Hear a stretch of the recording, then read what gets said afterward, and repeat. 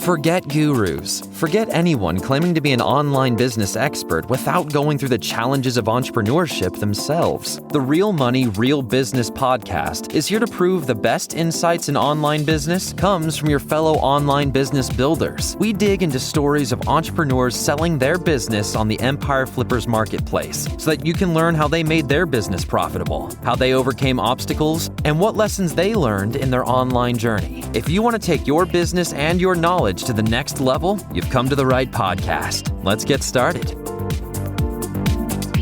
Hey everyone, welcome to another episode of the Real Money, Real Business podcast. We record these interviews so that potential buyers can learn more about the business and the seller to help them make an informed buying decision.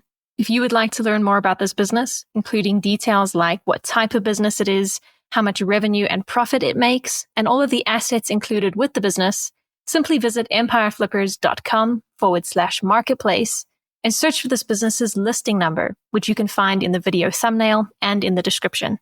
Or if you're watching this on YouTube, you can click the link in the description to go straight to the listing. So without further ado, let's get into this interview. First up, let's learn a little bit about you. Can you tell us about your background in building and running online businesses?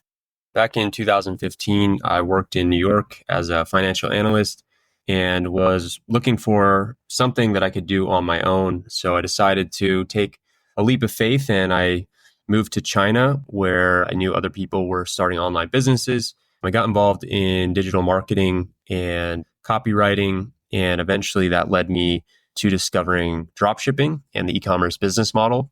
And it kind of really excited me because it had all the pieces for what I was looking for, which was a business that could be highly automated and, make money while you sleep or you travel or do whatever you want. So I started a little dropshipping business and was able to make that profitable and scale that up over the course of a year. And I discovered that there is a marketplace for, people who like to buy these businesses. So that was very exciting for me. I ended up selling that business, and then I used the funds to invest in starting an Amazon private label business. So over the course of, the next 2 years, I built 2 private label brands solely on Amazon and scaled that to a point where, we were doing about $10,000, $15,000 profit per month. Learned a lot about the, manufacturing process and customizing products, branding, how to rank on Amazon. And eventually got to that point where, the challenge was no longer really there for me. And I wanted to build a product that, I was more passionate about, something that I would enjoy building. I mean, that kind of led me to develop and build the current brand that I have today. Why are you selling the business now instead of keeping it and growing it further? Throughout the process of building this business, I have other businesses that I've also been focusing on. Deciding to sell definitely hasn't been easy, but it does come down to timing and focus for me. So the other ventures that I'm working on are requiring more time and demanding more of my focus. And I do want to explore those challenges and opportunities more. So I believe that the right buyer could really take this business even further than what I'm able to. The foundation of the brand is strong, the products, the reputation, loyal customer base. It's really all there. Just need someone with fresh energy to take this to new heights. Can you describe the amount and the type of work that you do on this business to maintain it? Realistically, with this business, I put in probably 2 to 3 hours per week. Right now, everything is highly automated or outsourced.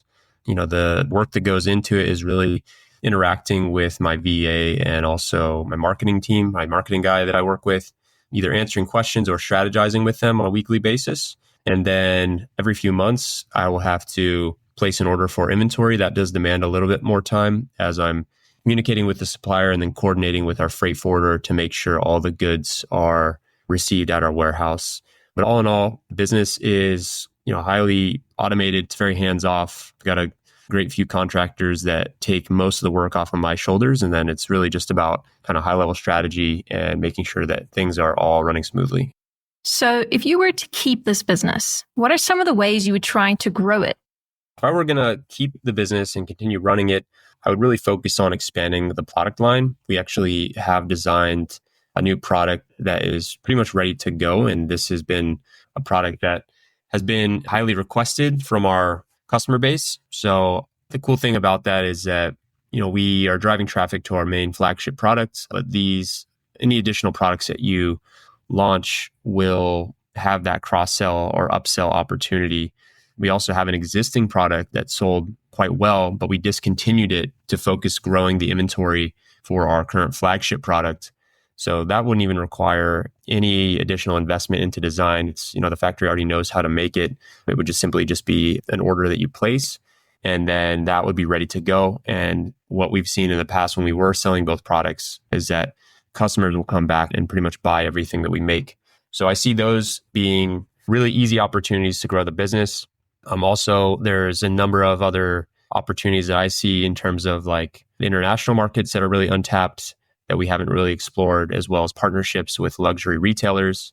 I also think there is a really great SEO opportunity that we haven't put a lot of time or money into. I know that our competitors are benefiting from that. And then lastly, just with the explosion of Reels on TikTok and Instagram, I believe that, using content to deepen the connection with our audience will be really beneficial. So things like behind the scenes insights to showcasing the craftsmanship and also community stories. I think there's definitely a strong opportunity there for continued growth. Right. And what would you say are the biggest risks with this business that buyers should be aware of? Just like any business, our business faces the challenge of standing out in a competitive market. I do believe our premium positioning does give us an edge, but maintaining that differentiation requires innovation and really staying in tune with customer expectations. So that's always going to be a challenge. I also do believe, supply chain disruptions could pose a risk. We do rely on sea shipping, and, with things that have happened in the past, that can really disrupt things in a big way. The good news is we have built really strong relationships with our forwarders, our suppliers to mitigate that. So I would say those are the main things. Lastly, from a macroeconomic perspective, because the product that we sell is a bit more expensive, if there's a downturn in the economy, that could also disrupt or, lessen the demand for the types of products that we sell. How much support are you willing to offer the buyer who acquires this business? I want to really ensure that the transition is seamless. So I'm fully committed to supporting the new owner. This would include a thorough handover process, sharing all the operational insights, SOPs, and really being available for consulting during the first, let's say, 60 days, whether that's emails, texting, or occasional phone calls to answer any questions. I have sold previous businesses and was very supportive in the process to make sure that the new owner had everything that they needed to grow the brands and the business in a successful way. It is very important to me that this business continues to thrive even in new hands.